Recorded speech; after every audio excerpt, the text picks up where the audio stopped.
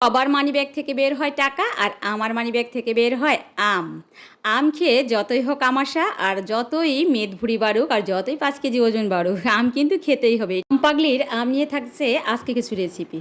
তো hello everyone, welcome করছি আমার আর একটা ভিডিওতে। আশা করি তোমরা অনেক অনেক অনেক বেশি ভালো আছো, আমিও ভালো আছি। গতকালকে সন্ধ্যার দিকে 1 কেজি আম কিনেছিলাম আর একটা আম আছে। আর আজকে এই মাত্র 2 কেজি আম নিয়ে এসেছি, জানি না রাত পর্যন্ত কয়টা আম থাকবে।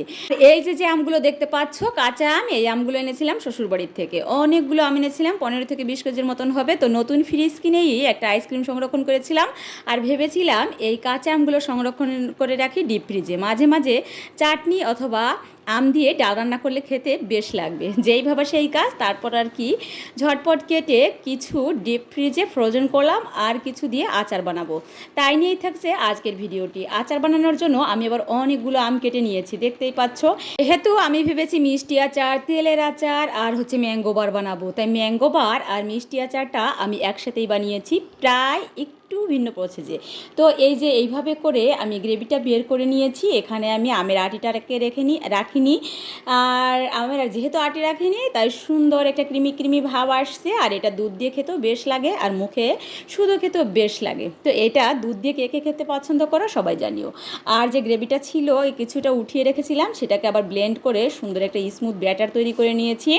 কড়াইটাতেই আমি মিষ্টি আচার বানিয়েছিলাম, ঠিক সেই প্যানটাতেই আমি বসিয়ে দিয়েছি। তারপরে এই যে মশলা দিয়ে ভালো করে নেড়েচেড়ে যখন একটু জলটা বেশ শুকিয়ে গিয়েছে, এই অবস্থায় আমি আবার এই ট্রেগুলোতে ঢেলে দিয়েছি একটু তেল ব্রাশ করে। তারপর আর কি রোদ্রে দেওয়ার পালা। রোদ্রে নিয়ে যাওয়ার সময়ে আমার বাবা বলল, ময়না আম খেতে কেমন হয়েছে দেখি। তারপর একটু গালে দিয়ে বললে মজা মজা মজা। যাই হোক, তারপর রোদ্রে নিয়ে গেলাম। দেখতেই পাচ্ছ প্রচণ্ড রোদ। তখন বেবিদের স্কুল বন্ধ ছিল, আমারও সুযোগ ছিল যে এই ফাঁকে একটু আচার বানিয়ে নেই। আবার 2 দিন পর স্কুল খুলে যাবে, ঝটপট আচার আর ম্যাঙ্গোবার বানিয়ে নিলাম। ম্যাঙ্গোবার কিন্তু একটা রোদ্রে প্রায় শুকাতে চায় না। আর এই বাদামগুলো দেখতে পাচ্ছ, বাদামগুলো এনেছিলাম বাবার বাড়ির থেকে, প্রায় 1 কেজির মতন হবে। একটু বালু ছিল তাই ধুয়ে আবার রোদ্রে শুকিয়ে নিয়েছি। এক রোদ্রেই পুরো ঝনঝনা হয়ে গিয়েছে। আর আচার বানাতে বানাতে আমার অনেক কষ্ট হয়ে গিয়েছে। এই ফাঁকে আবার নতুন ফ্রিজে ফ্রোজেন করা যে আইসক্রিম, সেটাকে এবার একটু খেয়ে নিলাম। এইবার আচার তো বানানো হলো, ম্যাঙ্গোবারও বানানো হলো, এইবার তো আমার তেলের আচার বানানোর পালা। খিচুড়ির সাথে খেতে এটা বেশ মজা লাগবে। ছেলে মেয়েও খেতে অনেক পছন্দ করে, তাই আবার কষ্ট হলেও একদিনেই বানিয়ে নিলাম।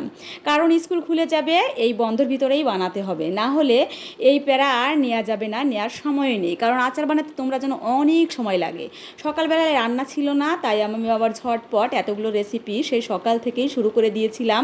আমার কিন্তু 11-12টা বেজে গিয়েছিল। তোমরা তো জানোই আচার বানাতে অনেক টাইম লেগে যায়, হালকা জালে বানাতে হয়, না হলে আবার তাড়াতাড়ি লেগে যায়। এই ফাঁকে ফাঁকেই আমি খেয়ে নিয়েছিলাম, অনেক অনেক কাজ করে নিয়েছিলাম। তারপর আর কি ফাইনালি সব কিছু রেডি হয়ে গেছে। আচারটা খেতে অনেক মজা হয়েছিল। তোমরা কে কী বানালে জানিও।